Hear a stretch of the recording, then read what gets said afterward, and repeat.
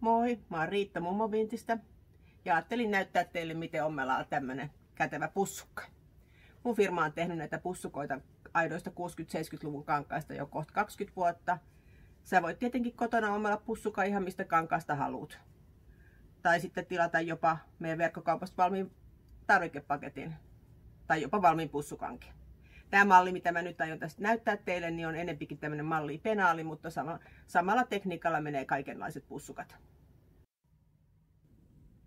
Nyt tässä tietysti alkuun tärkeää katsoa, että se on oikea puoli ylöspäin tässä kankaassa ja myöskin, että kappale on oikein päin, että vetoketju ja kangaspala on saman mittaiset. Ja ommellaan vetoketju jommasta kummasta suunnasta, miten itse tykkää ommella. Joko takaa eteenpäin tai edestä taaksepäin, mutta kummatkin kappaleet samaan suuntaan. Niin sitten tämä ei rupea vetää tämä kangas.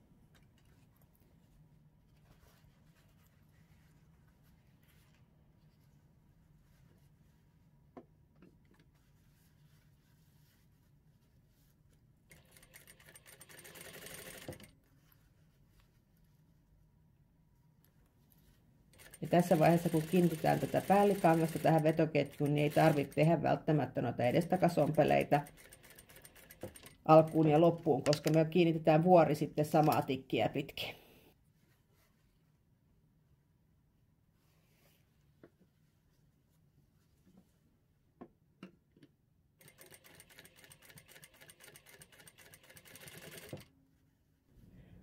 Vuori kiinnitetään niin, että oikeat puolet on vastakkain. Tässä kyseisessä vuorikankaassa on tietysti hankala edes sanoa, kumpi on oikea puoli, koska tämä on lakanakangasta ja molemmilta puolilta ihan samannäköinen. Ensimmäinen puoli kiinni ja sitten asetellaan tuo toinen puoli. Tässä vaiheessa tämä ompelu ei välttämättä mene oikein sen vetoketjun suunnan mukaan, että onko se ylhäältä alas vai alhaalta ylös, mutta kunhan se on se ensimmäinen kiinnitys tehty, niin se kangas niin sanotusti vetää sitten samaan suuntaan. Ja yritetään ommella sitä vanhaa tikkiä pitkin, kun se näkyy tuossa ommellessa. Ja sitten avataan tuo vetoketju oikeastaan kokonaan. Niistä on helpompi käsitellä ja saada nuo vetoketjun päät paikoilleen. Ja tässä vaiheessa tietysti niin voi käyttää nuppineuloja. Itse en ole koskaan oppinut käyttää nuppineuloja, niin en nyt tähänkään ruvennut niitä laittamaan, koska se olisi mennyt ihan säätämiseksi. Ja katsotaan, että ne vetoketjun päät on niin kuin ihan samalla kohtaa vastakkain. Ja sitten vetskarin kohdalle aina laita edestakas ompeleen, niin se sitten pysyy käytössä jämäkästi kiinni. Sitten tulee tämä härpäkehantaakin tähän, mikä ei ole tietenkään välttämätön, mutta itse tykkään laittaa, että on joku mistä roikotella tätä. Ja sen kohdalle kanssa edestakas ommella. Ja sitten tietysti meillä tulee tuotemerkki tähän. Ja kotona voi tietysti laittaa jonkun merkin tai koristeen, kukkarodyyriä tai mitä tahansa tähän. Tai sitten jättää laittamaan. Tai askarella itse jonkun, kirjoitella kangastussilla niin jonkun oman tekstin.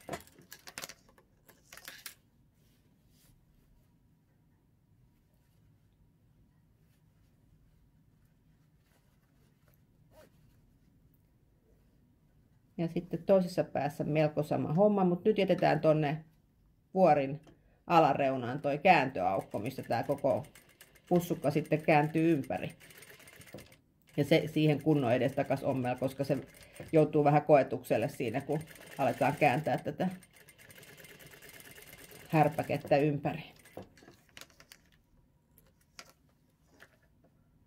Ja sitten kulmiin tommonen vinoleikkaus.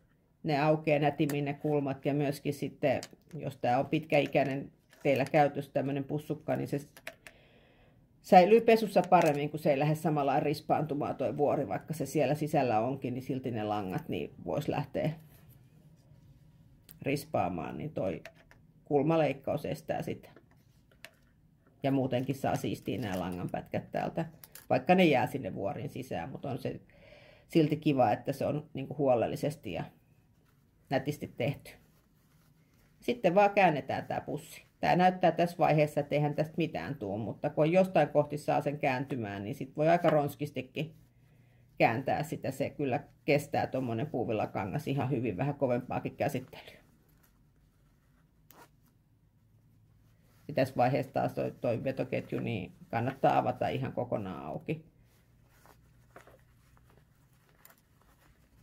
Ja avata kunnolla nuo kulmat. Mulla ne aukeaa itsellä kätevästi, kun on kynsiä, mutta voi käyttää jotain tylppää. Esimerkiksi kuulakärkikynää, mikä ei ole siis se kirjoitusosa siinä esillä, niin semmoisella kääntää. Tai sitten jos on tylppäkärkiset sakset, niin niillä. Ottaa nuo kulmat kunnolla auki, niin ne jää siististi. Ja sitten enää taitellaankin tuosta vuorista vaan käänteet sisään ja ommellaan sitä päältä niin läheltä reunaa, kun nyt onnistuu, niin kiinnittää vuori, niin se on sitten siisti siellä käytössä.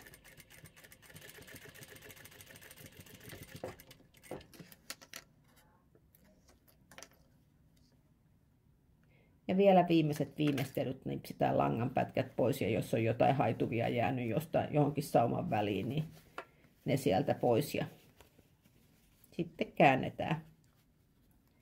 Venytetään toi vetoketjun kohta. Se tuntuu välillä, että se ei meinaa aueta nätisti, mutta kyllä se kun sitä vähän käskee, niin sieltä sitten aukeaa kivasti. Ja tässä vaiheessahan tämä voi sitten silittääkin, jos haluaa. Tämä sattuu olemaan vaan niin kivaa tämmöistä puuvillapopliinia tämä mallikappale, että tämä on niin kuin nätti tälleen ihan silittämättäkin. Se olisi sitten siinä. Lykkyä tykö.